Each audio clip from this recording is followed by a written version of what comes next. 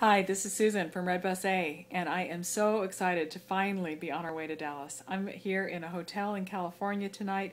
My husband and children left Utah tonight on their way by car a week and a half before the event to get to Dallas, and we're going to meet up in Oklahoma and be there real soon. We're very excited about it. But I wanted to talk with you tonight about obstacles that come along. Whenever you step out to do something good, what I've noticed is that the adversary works overtime to make things difficult for you.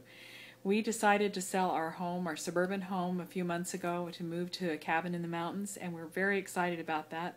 But the closing on these two houses happened to be the same week when we needed to be in Texas. And so we just decided to go ahead and do it anyway. And then a business trip came up for me where I had to be here in California for a week. So one of my friends who I met through Red Bus A heard about the difficulty that my husband and kids were having finishing up our move in Utah. And she, at 11 o'clock last night, took an air mattress, left her family, and drove an hour to be with my family, stayed all night and all day today, serving and helping them get on the road to restoring love.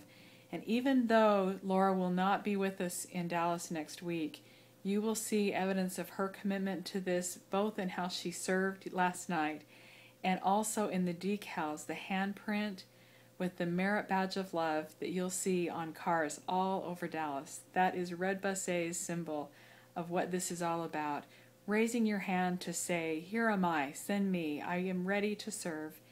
And that we will do that from our heart, and we will, one family, one act of service at a time, change ourselves, our family, our country, and our communities, and take this Restoring Love movement all over this great land of ours. Can't wait to see you in Dallas. Thanks.